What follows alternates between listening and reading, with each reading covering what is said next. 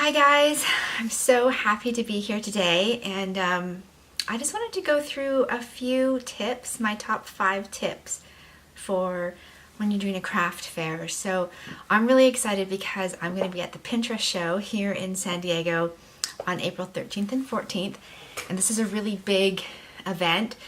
More than 10,000 women are showing up, so excited. But anyways, I haven't done a craft fair for a while, and I'm really happy to be getting back into it. This year, in 2018, I've decided to spend more time focusing on my crafting and my jewelry and the things that I do personally. And I got to thinking, people always ask me about craft fairs, so I thought I would share my 5 tips.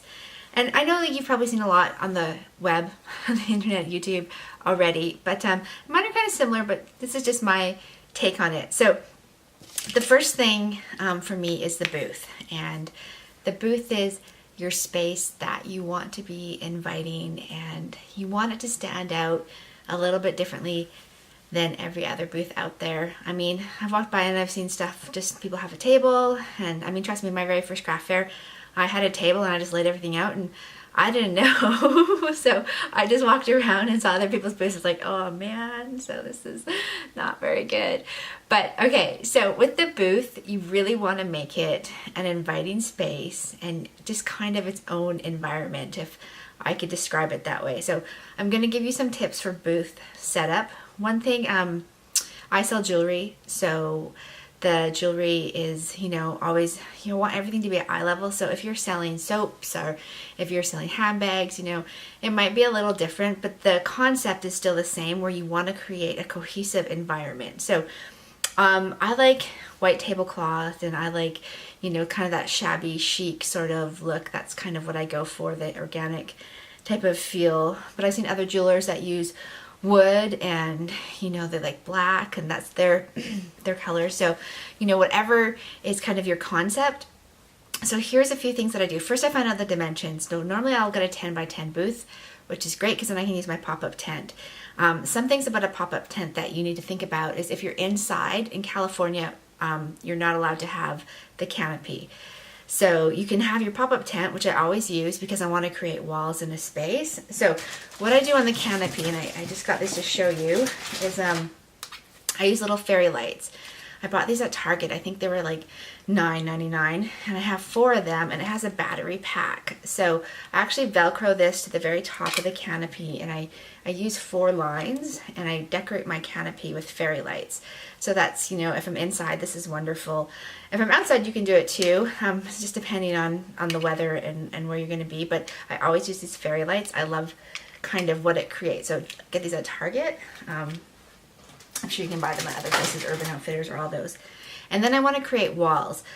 So I bought some lace, and I'm just gonna, I don't know if you can see it. I bought this 2 or 3 years ago, and I can wash it. It's that stretchy kind of lace, so it's durable, but I use this for my walls. So I use it on the sides and the back, so people can just come in. If I have a corner booth, I'll only use it on 2. But it's really just to separate me from what the other vendors are doing, and it's to cohesive with my kind of theme. And so I would suggest, to set that up, you go to Home Depot and you buy some of these clips. They come in all sorts of different sizes, big ones, little ones, and I use these to clip on my walls, so I can easily just clip them in and then take them off. So it really helps for when there's wind. It helps for all sorts of reasons.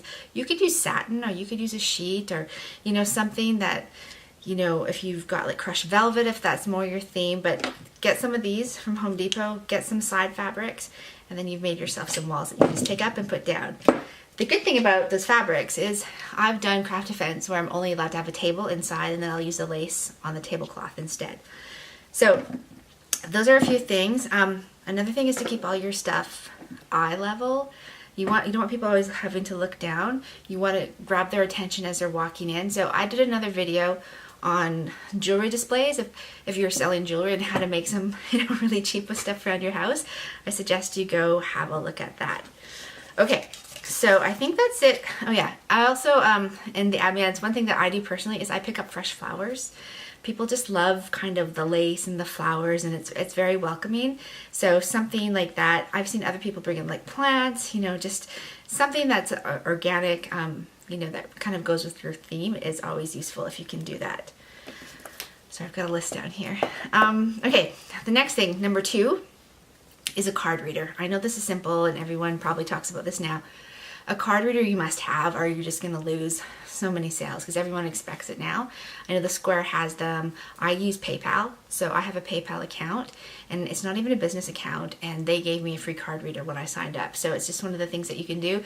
If not, you can buy additional ones, and they're $15. They plug into your smartphone. It's great. But with your card reader, also have cash. Cash is king, as always. And some people have a cash box, but what I recommend doing and what I really like is I actually use a waitress, I guess, what do you call their apron? Not the full waiter one, but the one that it's just small and it has pockets in it. So I keep my cash in one side and then I keep my business cards in another. So if someone comes up to me like, do you have a card? Yes, I can just pass them the business card. So that's important. Another thing that I do is I have a promotion going on. So where is it? So I have this bird cage, and this bird cage kind of goes with my theme. And what I do is I got this at Michael's. It was on special. It opens up in the top. I put my piece of jewelry that I'm going to raffle off inside here. And then outside I have little sticky notes, and I'm like, please write your email address if you want to be entered in for the raffle. And then that's helping me create my email list so I can email people afterwards at where I'm going to be when I have new product. It's really, really helpful. And the only way that they're going to get it is if they give me their email address. So if they put a fake email address, there's no way that they're going to win. So yeah, so that works really well. So promotion, make sure that you have on your business card your address. So your not your address or your website, and then any sort of Instagram, Facebook, wherever you do other self promotions, have that all in there as well if you can. And then of course have your business cards handy. Lots of people come up and just be like, oh, do you have a business card? Do you have a business card? And I'm like, sure. What I have done is a combo. So I got mine from Vistaprint, and I just wanted to show you. I have 500 cards when you first sign up for, I think it was like $20. It was something crazy. And I just did my logo and my design. And this is actually, I got the square card because I have these little square ones. These are 2.5 by 2.5 inches. So it has my logo and it has my website. But on the back it has like my product information as well. So I can use this as a business card, or, I'm getting blurry here.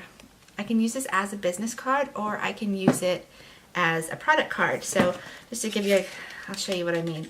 So here is a pair of earrings that I've made, and this is my product card. It's how I put it on. It's got my address and everything. And I'll use like a clothes peg or one of these, and I'll just put them along on a board. You can go to my jewelry displays and it will show you how I do that. So, but yeah, so it's really useful and super cheap, like $21 from Vistaprint, definitely. So that was number 3, is promotion. So just make sure that you have something that you're giving away, something small. Create your email list, have your cards that have your store and your Instagram and your Facebook on it. Okay, number 4, this seems like a no-brainer, but you wouldn't believe how many times I've done it. Pack a lunch.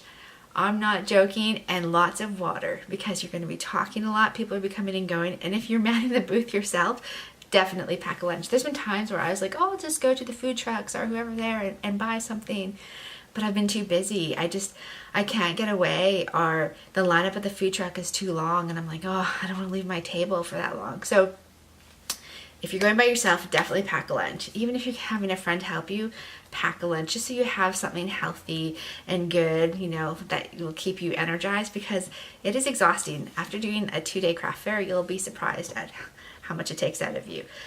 And my number 4 is talk to everyone. Just make sure you talk to everyone. Be friendly. There's nothing worse than if you go into a craft booth and you're sitting there with your head down. Make sure that you smile. Just say hello. If you have a promotion going on, one thing that I like to do is to get more conversions. I do this. I have like a buy, I have like a little sign, buy any 2 items, save $10 or $5, or maybe it's $2, whatever you want your promotion to be. And I just tell everyone, hey, if you buy 2 things, you'll save $10. Like, thank you. Another thing that I display is I have a little frame. It's at the dollar store, and I just put in here that I accept credit cards, so people are happy. I get this from PayPal. They send it to you when you get the reader. And I have another one, and I'll pop somewhere that says, thank you for supporting handmade. So people know that my products are handmade, and they appreciate that. So I think that's it. A couple other things that I want to show you is you can go to the dollar store now. They have these. They're little things. These are $1 each. You get the white marker, which you can just erase. These are good for little signs. Make sure everything's got a price on it, or pricing around it, so they know, because people, I find, if they don't know what the price is, they'll just walk away. They're kind of timid and don't want to ask you. But yeah, I hope you found that helpful. So just make sure your booth space, most important, is cohesive, it's inviting, it has a theme. Make sure you have a card reader and cash. Make sure you have a way to self-promote, so do a little raffle, or have your business card ready to hand out. Pack a lunch, pack lots of water, bring a friend if you can, and finally talk to everyone. Anyone who comes by, just say hello. A smile goes a long way, and and have fun. This is you promoting yourself. I think it's wonderful. Have fun. And if you have any other questions, I'll put the link to my website. I'm wearing my jewelry, of course. So this is a choker I made, a labradorite choker, and some earrings. If there's anything that you have any questions about, just send me an email. Subscribe if you can. I always love people. And have a wonderful day. Thanks for watching.